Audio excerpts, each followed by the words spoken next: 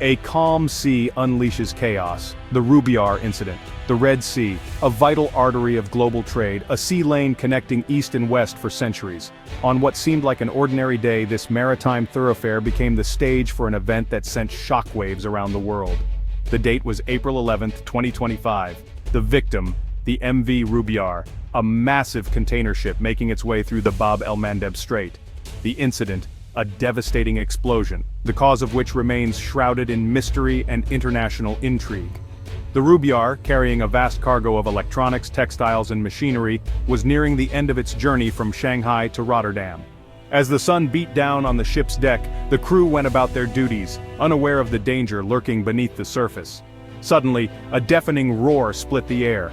A massive fireball erupted from the starboard side of the ship, engulfing containers and sending a plume of black smoke billowing into the sky. The force of the explosion was felt miles away, shaking the nearby Yemeni coastline. Panic ensued aboard the Rubyar.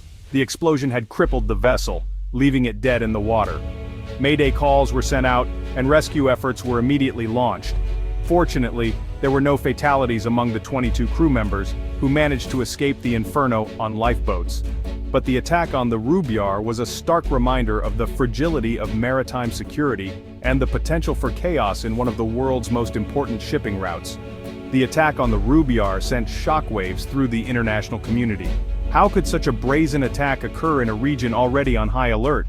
What were the motives behind it, and who was ultimately responsible? As investigators began to piece together the events leading up to the explosion, a complex web of geopolitical tensions, regional rivalries, and potential terrorist threats began to emerge. The world watched with bated breath, eager for answers and anxious about the implications this incident could have for global trade and security.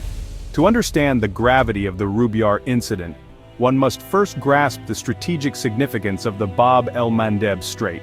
This narrow passage of water, situated between Yemen on the Arabian Peninsula and Djibouti and Eritrea on the Horn of Africa, serves as a maritime choke point of immense global importance.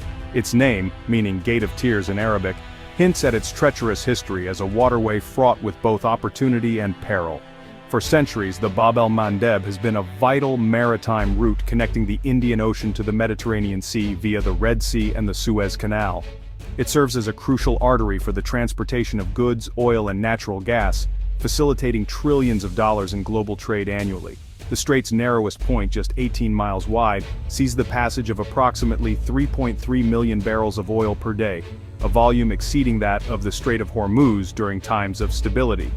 The strategic importance of the Bab el-Mandeb Strait has made it a focal point of international interest, and unfortunately a potential flashpoint for conflict. The strait is bordered by countries grappling with political instability, poverty, and violence, making it vulnerable to piracy, terrorism, and geopolitical rivalries. Control over the Bab el-Mandeb translates to significant leverage over global trade and energy flows, a reality not lost on regional and international actors vying for influence. The attack on the Rubyar underscored the vulnerability of this vital maritime passage. It served as a stark reminder that disruptions to shipping in the Bab el-Mandeb Strait have the potential to ripple across the global economy, impacting energy prices, supply chains, and the livelihoods of millions.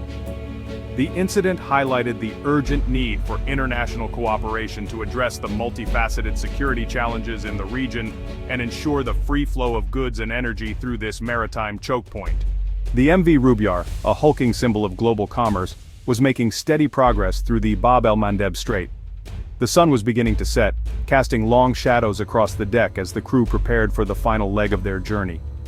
Captain Alexander Petrov, a seasoned mariner with years of experience navigating the world's busiest shipping lanes, scanned the horizon, his eyes searching for any potential hazards. The sea was calm, the air still, and there was no indication of the impending disaster. At precisely 1832 local time, a deafening explosion ripped through the stillness, shaking the Rubyar to its core. A blinding flash of light illuminated the surrounding waters, followed by a plume of thick black smoke billowing skyward. The force of the blast, emanating from beneath the waterline on the starboard side, tore a gaping hole in the hull, sending shockwaves through the vessel and tossing containers overboard like children's toys. Chaos erupted on the bridge, alarms blared, red lights flashed, and the smell of burning metal filled the air. Captain Petrov, his ears ringing from the blast, struggled to maintain his composure as he assessed the situation. The Rubyar was taking on water rapidly, listing dangerously to starboard. The engine room reported a complete power failure, and the ship was dead in the water. Petrov, his voice strained but firm, immediately issued a mayday call, relaying the Rubyar's coordinates and the dire situation. He then ordered the crew to abandon ship, his top priority the safety of his men. As the crew scrambled to launch the lifeboats, the fire, fueled by the ship's cargo, raged out of control, engulfing the once majestic vessel in a fiery inferno. In the aftermath of the Rubyar attack, suspicion immediately fell upon the Houthi rebels, a Shia Islamist group engaged in a protracted conflict with the Yemeni government and a Saudi-led coalition. The Houthis, who control significant portions of Yemen's northern highlands, including territory along the Red Sea coast, have a history of targeting commercial shipping in the Bab el-Mandeb Strait. The Houthis' motives for targeting commercial vessels are complex and multifaceted. The group views the presence of international shipping in the Red Sea as an infringement upon Yemeni sovereignty and a means by which their adversaries, particularly Saudi Arabia and the United States, project power in the region. The Houthis have repeatedly accused the Saudi-led coalition of using commercial shipping lanes to transport weapons and supplies to aid the Yemeni government, claims that have been difficult to substantiate. Furthermore, the Houthis have sought to leverage attacks on commercial shipping as a means of gaining international attention and extracting concessions from their adversaries.